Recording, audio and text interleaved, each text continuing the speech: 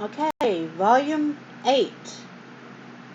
And then 70-year-old books. And here, my set. This is number 8 with Jesus feeding the 5,000 on the front. We are at part 4, story 4, signs of his coming. And it has signs with the S. Okay. It says, looking far into the future, Jesus told his disciples about the fearful times of trouble that would come upon all who loved him. Who loved him. Yeah, love him.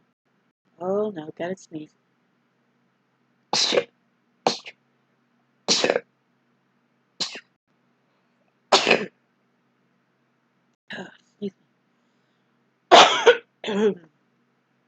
Then shall be great tribulation, he said, as such as not since the beginning of the world to this time. No, nor ever shall be. No doubt he was thinking about the days of trouble the prophet Daniel wrote about. Perhaps you remember that little horn on the head of the fourth beast, which wore who which wore out the saints of the Most High. Jesus knew the story well. He was the one who had sent Gabriel to tell Daniel about it. Now, as he retold it to his disciples, he said he was sad for his elect, his dear people who would suffer so much. As the days of sorrow and suffering would slowly pass, more and more chiefs would claim to be Christ, come back from heaven. So worried would the people be, so eager for the troubles to end, that many would be deceived. False, false Christ and false prophets would arise, showing great signs and wonders. But, said Jesus, don't follow them.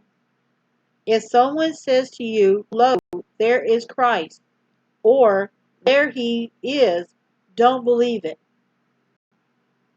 If they say, behold, he is in the desert, to don't go to look for him there. If they say, behold, he is in some secret room, don't believe it. He wouldn't be there either.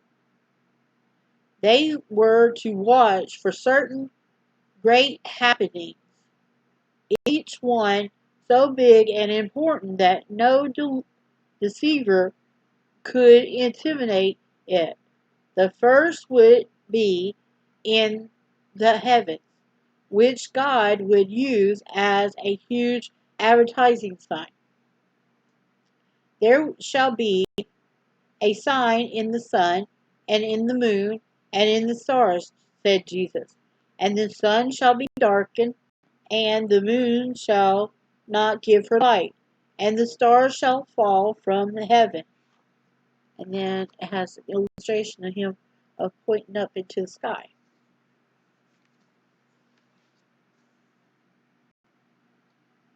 There he is.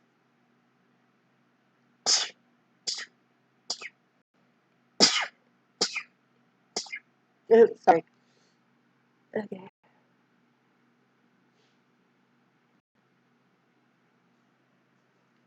Okay.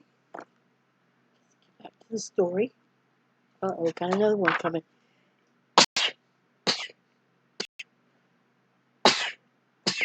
Right? Okay.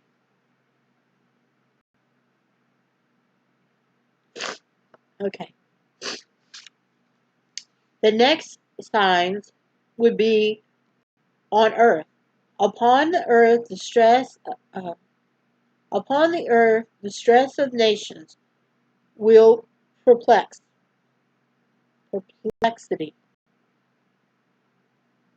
Upon the earth, stress of nations with perplexity. Ugh, big words. The sea and the waves roared. Men's heart fails them for fear and for looking after those things which are coming on the earth. For the powers of heaven shall be shaken. Right after this, said Jesus, everybody shall see the Son of Man coming upon a cloud with power and great glory. Believers in Jesus should watch very carefully for these signs because they are the sure tokens of his second advent or second coming. When these things had come to pass, he said, then look up and lift up your heads, for your redemption draweth nigh. Pointing to a fig tree not far away, he reminded his disciples how the bursting forth of nature in the springtime is looked upon all as a sure sign of the coming of summer. So, he said, when you see all these things come to pass, know, and it's got the pause, that the kingdom of God is nigh at hand. The promised signs in the heavens and on earth, great, marvelous, and unmistakable, will herald his glorious return. At this point, of course, you are probably asking, have these things happened? Have people seen them? That's worth thinking about, for nobody would want to be taken by surprise. How sad it would be to have Jesus come back someday and no one is really ready to welcome him. Many people believe that the most of the signs have already appeared, for near the end of a long period of trial for the true church of Jesus. Foretold by Daniel, several mysterious and wonderful signs caused many people to think the coming of Jesus was near. Yeah, a lot of people thought certain things was, and not yet. Okay. The first of these was the famous Dark Days of New England, May the 19th, 1780, when the sun became dark at midday. That night, the moon also was darkened. Some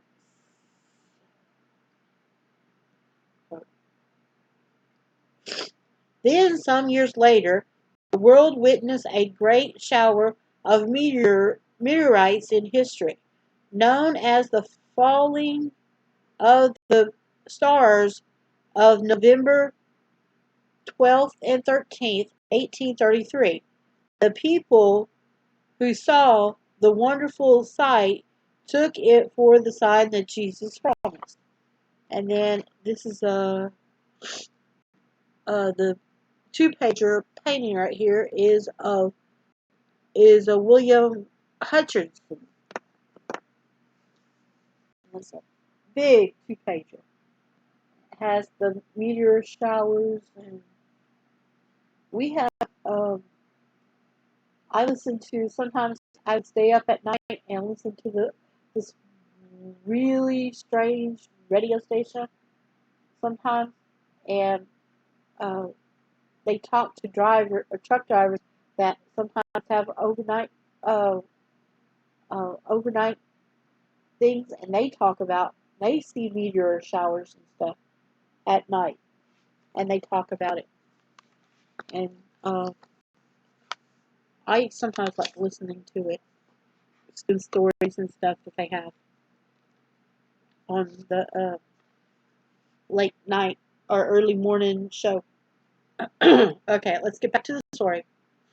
As for the signs upon the earth, the distress of nations with perplexity, with man's heart failing them for fear, as they look at these things which are coming to the earth. Can they not all be seen now? Yeah, and we just got over, a pandemic. So, could be.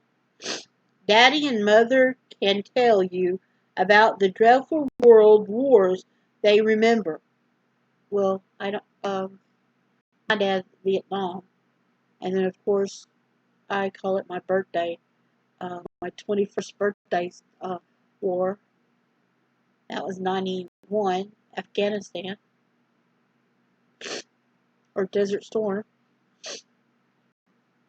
Okay, and the uh, practicing air raid warnings you hear now and then, letting you know how afraid everybody is of the atomic bomb and the hydrogen bomb and all the other fearful weapons recently invented. Uh, we're past that. We sometimes have the tornado drill. It's Saturday around 12 is when the sirens here go off to to make sure they go. They're just a test for the tornado, and then the radio stations sometimes have tests for they're testing their system, make sure it still goes. And let me get back to the story. Yes, and the jet planes whining and roaring overhead tell us that the worst things we're ever feared could happen so quickly. We scarcely have time to think about what to do. Yeah, when I was growing up, before they shut down Millington, Air Base here in Millington, they would come and would do maneuvers out in the field where I was at, and they would do flyby maneuvers. The big helicopters with the military transport helicopters would go over, and we got this place now up yonder way that do the same thing, but they try to keep it calm. But we have things around here that still does. Airplanes, the airport's just less than 10 miles away. Well, if we go directly over, you know, yeah, it's about 10 miles away. If we go one way, it's so many miles, and then if we go straight, it's 10, and then we got a little airport over here. I mean, it's a lot of stuff, especially being on near the bridges and whew, complicated. And then 9/11 came and all that.